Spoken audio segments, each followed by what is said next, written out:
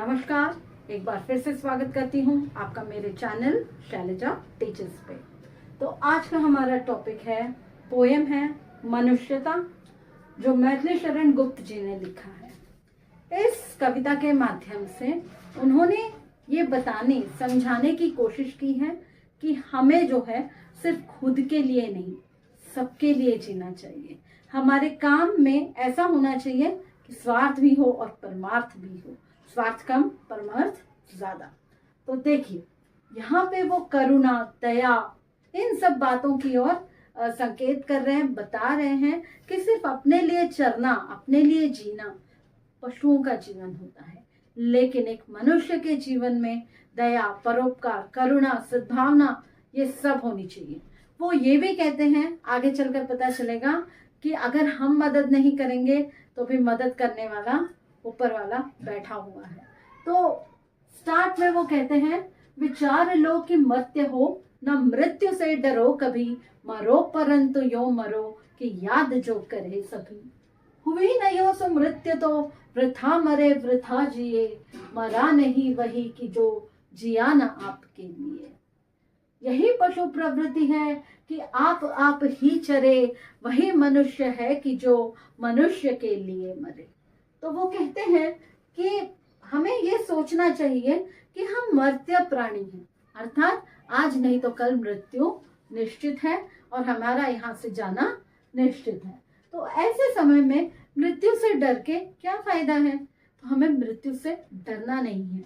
जीवन को इतना अच्छा बनाना है, जीवन को इतना सुंदर बनाना है, इतना अपने ही लिए नहीं दूसरों के प्रति भी अच्छी भावनाएं हमें रखनी चाहिए। वो कहते हैं, मरो परंतु यो मरो कि याद जो करे सभी। मृत्यु तो होनी तय है, लेकिन ऐसी मृत्यु होनी चाहिए कि मृत्यु के बाद सदियों तक लोगों के मन में आप बसे रहें। तो उसके लिए वो क्या कहते हैं कि परोपकार, सद्भावना, यही वो चीजें हैं जिससे लोग आपको हमेशा हमेशा याद रखेंगे।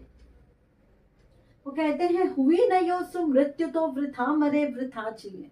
अगर इस तरह से आपकी मृत्यु नहीं हुई, अर्थात अच्छे तरीके से दूसरों के लिए, जैसे देखिए देश के सिपाही जो हैं वो अपने लिए मृत्यु को प्राप्त नहीं करते हैं, वो पूरे देश को बचाने के लिए मर जाते हैं।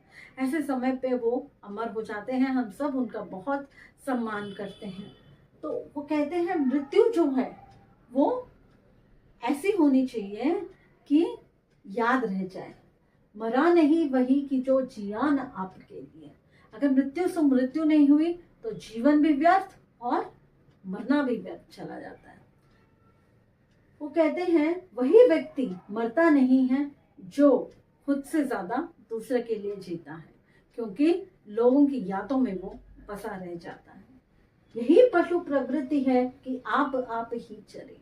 उनका कहना है कि जिस तरह पशु होता है कि अपने ही लिए जो है सिर्फ खाना पीना सोना, बस इस तरह का जीवन नहीं होना चाहिए। मनुष्य जीवन काफी दुर्लभ है, इसलिए मनुष्य को भगवान ने ऐसा बनाया है कि वो अपने लिए भी जिए और दूसरे के लिए भी जी सकता है।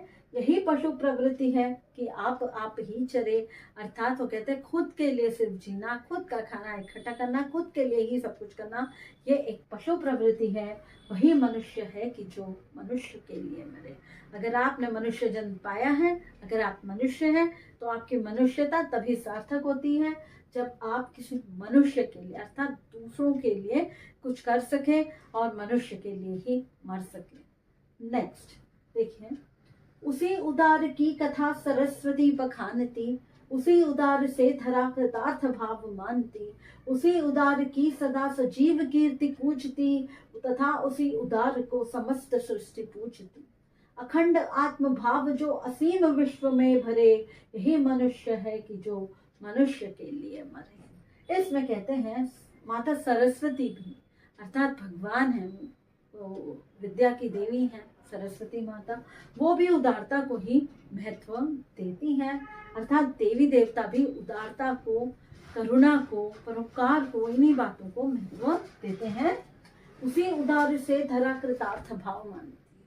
धरा हमेशा कृतार्थ भाव मानती। कृतार्थ भाव मानना यानी थैंकफुल होना।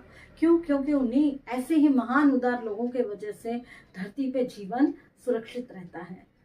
उसी उदार की सदा सजीव कीर्ति कूजती, उसी उदार की हमेशा जो है कीर्ति अर्थात यश बना रहता है। ऐसे ही लोगों का यश बना रहता है जो अपने लिए नहीं दूसरों के लिए जीते हैं। आप देखिए कितने भी बड़े बड़े नाम हैं, आप अभिमन्यु ले लीजिए, जिन्होंने अपने कुंबे को बचाने के लिए अकेले ही वो चल पड़े थे चक्रव्यूह में।